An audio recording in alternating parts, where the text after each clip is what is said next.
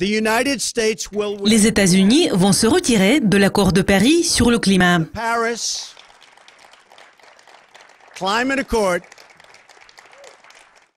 Oui, vous l'avez bien entendu. Le président Donald Trump a tenu sa promesse de campagne ayant annoncé que les États-Unis allaient quitter l'accord de Paris. Mais qu'est-ce que cela signifie?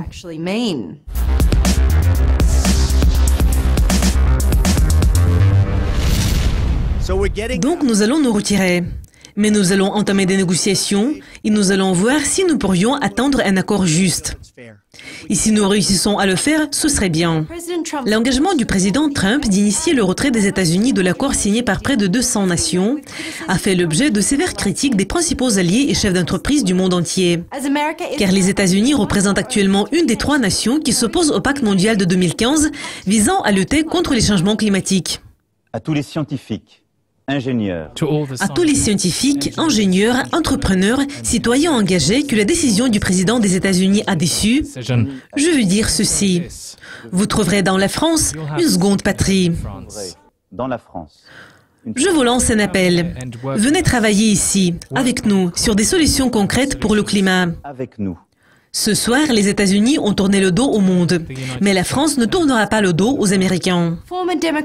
L'ancien président démocrate Barack Obama, qui avait joué un rôle important dans l'accord de Paris, a commenté la sortie de cet accord initié par Donald Trump, ayant déclaré « Même en l'absence de leadership américain, même si cette administration se joint à une petite poignée de pays qui rejettent l'avenir, je suis certain que nos États, villes et entreprises seront à la hauteur et en feront encore plus pour protéger notre planète pour les générations futures. » Le PDG de Goldman Sachs a écrit sur Twitter « La décision d'aujourd'hui est un recul pour l'environnement et pour la position de leader des États-Unis dans le monde. » Donc pourquoi Donald Trump a-t-il décidé de quitter cet accord?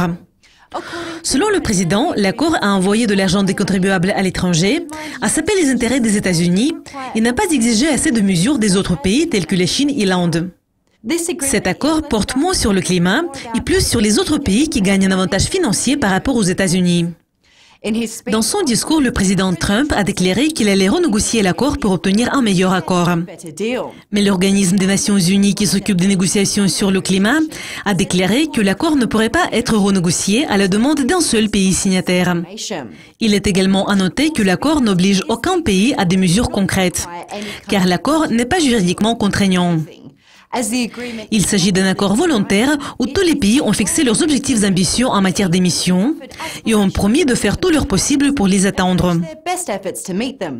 Mais il n'y a pas de répercussions juridiques si le pays n'atteint pas ses objectifs. Il n'y a aucune contrainte pratique ou juridique pour la politique commerciale, la politique intérieure, etc. Donc, il est difficile d'atteindre un accord qui soit meilleur qu'un accord non contraignant. La sortie de l'accord n'est pas un processus rapide, car les règles des Nations Unies exigent qu'un pays attende 3 ans à partir de la date d'entrée en vigueur du pacte, c'est-à-dire à partir du 4 novembre 2016, avant de demander officiellement la sortie de l'accord. Après cela, le pays doit attendre encore 1 année avant de pouvoir quitter l'accord. Cela conclut la revue de presse d'aujourd'hui. Je m'appelle Céleste Skinner. Restez à l'écoute de Yucascopi TV pour découvrir les dernières nouvelles. Au revoir.